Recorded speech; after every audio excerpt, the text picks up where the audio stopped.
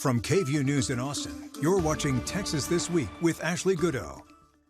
Thank you for watching Texas This Week. This morning, we are talking about the blockbuster that was Tuesday in Texas election night for the primary runoffs. And boy, was it a night with some surprises in many of the races. Let's start by talking about the race that, of course, everyone was talking about, and that is the race for U.S. Senate, that runoff between Attorney General Ken Paxton and the incumbent U.S. Senator John Cornyn. You can see that Texas easily went for Attorney General Ken Paxton, him winning with nearly 64% of the vote on election night.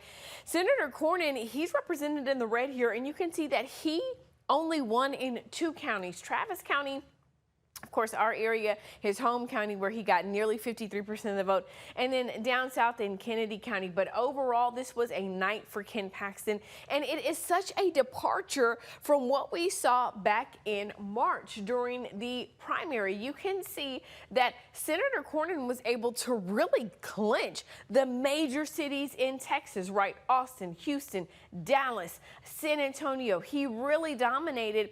Also, all, higher up in North Texas as well.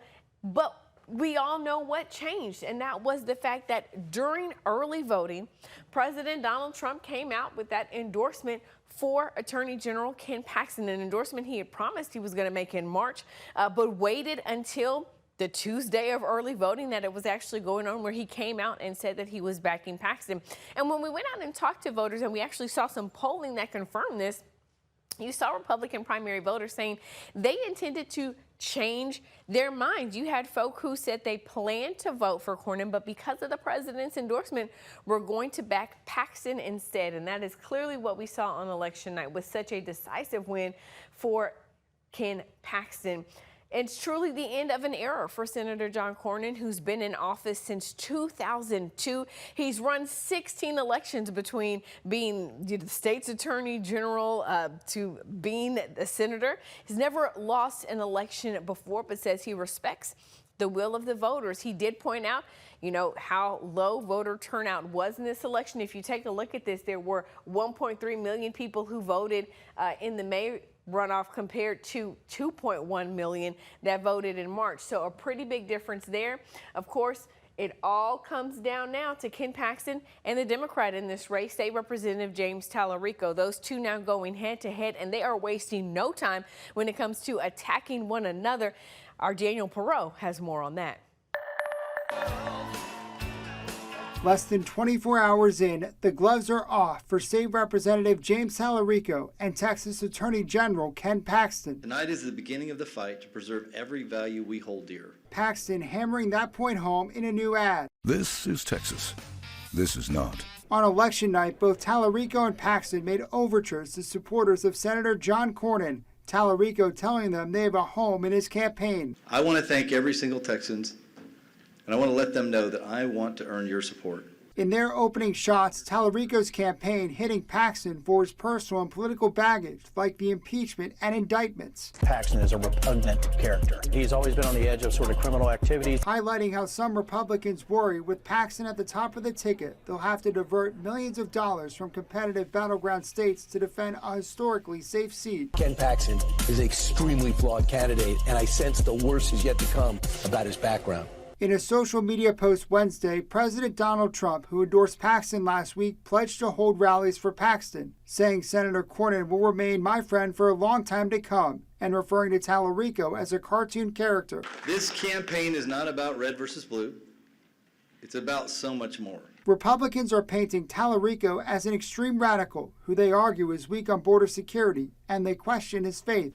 He said you can't be a Christian if you support the oil and gas industries. He wants to raise your taxes, and he won't do a single thing to lower costs for you and your family. Seizing on past comments like this one. There are many more than 2 biological sexes. In fact, there are 6. Paxton is already crowd testing nicknames. I've even heard some people call him James Tallarico. It's a preview of what's to come as both sides race to define the other in the early hours of this race.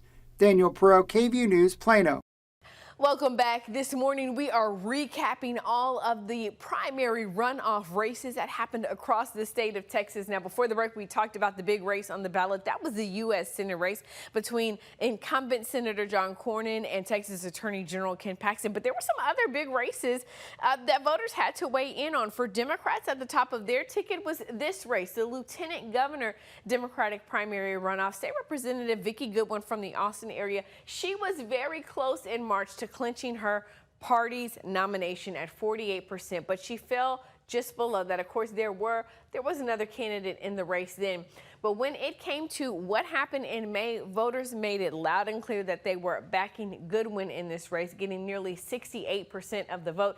You can see she really dominated the majority of the state. Marcos Velez, a union leader from Deer Park, which is near Houston, really kind of got this border area, but that was it. The other big race, while I know a lot of people talking about the U.S. Senate race, but the other really big race is the question, who is going to replace Ken Paxton? And there were runoffs on both sides of the aisle in this race. When it came to the Republicans, you had State Senator Mays Middleton and Congressman Chip Roy. Mays Middleton put a lot of money. He gave $20 million of his own dollars to fund his campaign during this election, and that messaging that so many of us heard, those MAGA Mays Middleton ads, really seemed to pay off. He won the night with 55% of the vote. You can see Congressman Chip Roy did have support in his area, Austin, Central Texas, the Waco area, but at the end of the night, it wasn't enough. He came about 143,000 votes behind Mays Middleton. This is a really close primary, something close to watch. And we now know who Middleton will face in November. It'll be State Senator Nathan Johnson. Texas voters made it loud and clear that they wanted to back Johnson over Joe Jaworski, who's the former mayor of Galveston. And we should note who has run for Attorney General on the Democratic ticket previously, but he lost in a runoff the last election cycle that this race was on the ballot, and lost again on Tuesday night. But State Senator Nathan Johnson going against State Senator Mays Middleton for that race. This was an interesting race to watch for Railroad Commission, which, by the way, regulates oil and gas in Texas, has nothing to do with railroads, nothing to do with tracks. And this was interesting because of who endorsed the candidates here. The incumbent, Jim Wright, who serves as the chair of the commission, mind you, was endorsed by Governor Greg Abbott. Bo French, on the other hand, was endorsed by Lieutenant Governor Dan Patrick. And you had Governor Abbott being very vocal in his opposition to his opposition to French, even saying he felt like French would wreck the Texas oil and gas industry if he was elected. But folks in the Houston area, folks in the Dallas area really backing French in this race, and he came out on top there. There were a few congressional district races that we were watching from Central Texas, our area. The Democrat who will face Congressman Pete Sessions in November, it's going to be Casey Shepard. He won with nearly 60% of the vote. Also, District 37. Now, this is that district that was redrawn in that effort to create 5 more Republican opportunity districts in Texas. And so 37 was a district currently represented by Congressman Lloyd Doggett, but Doggett and Congressman Greg Casar now in the same district. And so Doggett stepped down. Garrett Casar is going to be the Democratic nominee, and we now know that he'll face Lauren Pena in this seat come November. The last race we want to talk about is for the State House of Representatives. State Representative Gina Hinojosa is the Democratic nominee for governor, leaving her seat open for the first time in more than 10 years. Montserrat Garibay, who is a member of former President Joe Biden's Department of Education, easily defeated former Austin City Council member Kathy Tovo in this runoff race, and there is no Republican running here. So she will presumably be representing this large swath of Austin in the State House of Representatives come next year. All right, that is a wrap. But of course, you can find more election results at KVUE.com/VoteTexas. Thanks for watching Texas This Week.